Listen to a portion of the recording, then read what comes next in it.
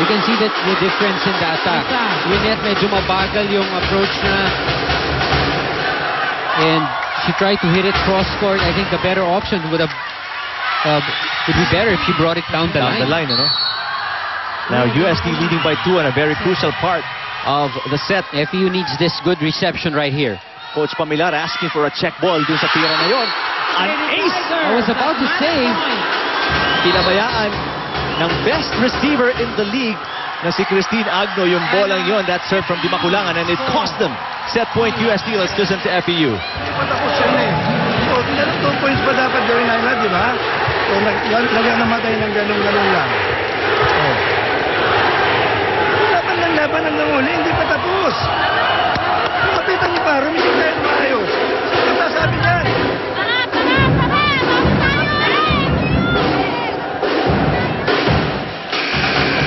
I stand myself corrected.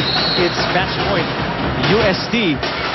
And Giselle C and Lady Dams need all the stops they can get.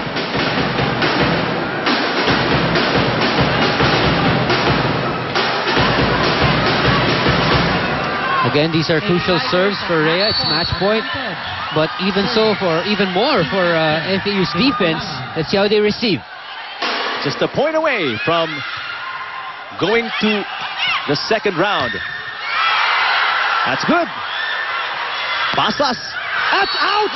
And USD finishes FEU out in 4 sets. Look at the fans. Rejoice. Parang championship, huh? Take a look at the court. It's like they did win the championship already. The lady or the Tigresses are happy about the result.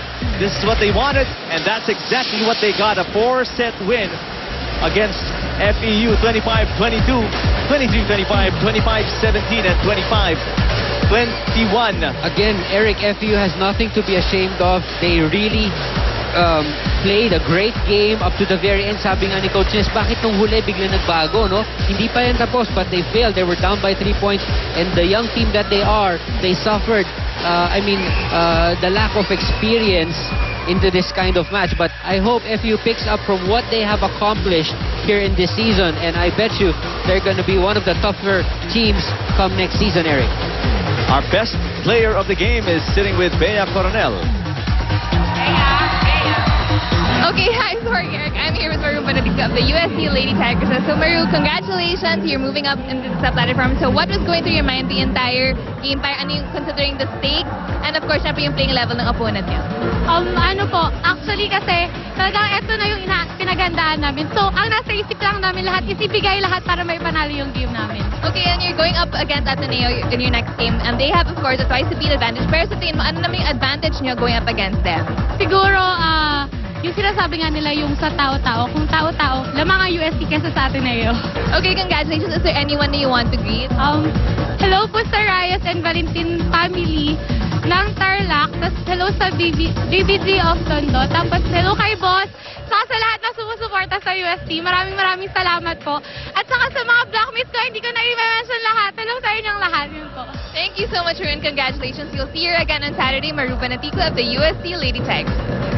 Congratulations to Maru Banatikla and the Tigresses of University of Santo Tomas. It was a hard road for them coming into the postseason. They started off pretty shaky, a string of losses, and it seemed like they wouldn't even make it to the postseason.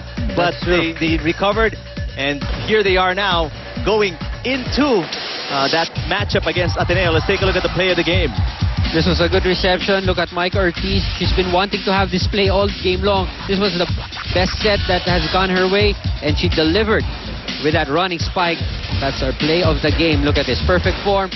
Bringing it down the line, avoiding the block, sharp angle. Perfect for Micah. That put USD at 23-21.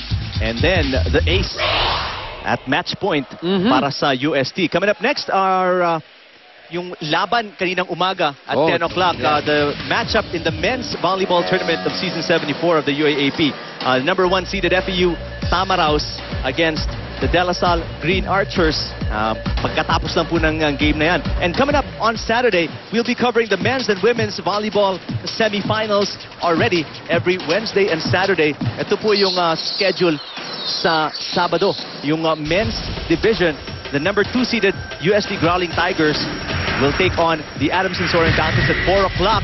Pero if you want to see it live, it will be played at 10 a.m. dito sa Arena in San Juan. So punta po kayo dito if you want to check it out live. But kung sa TV lang, abangan po ninyo. And after this game, it is UST advancing to take on Ateneo. And the Lady Eagles have that twice to beat advantage after finishing second in the rankings of the UAAP. That's true. This is going to be an exciting series if you want to call it that. Remember, Ateneo, first time to reach the finals, and they're waiting for whoever won this one. It turns out to be UST, so this is going to be an exciting game on Saturday, UST against Ateneo. And especially after that statement by Maru Banaticla na kung tao-tao lang mga UST. I'm pretty sure Ateneo has a different say about that. That's right. But with regards to what went down here, FEU, the very young team, without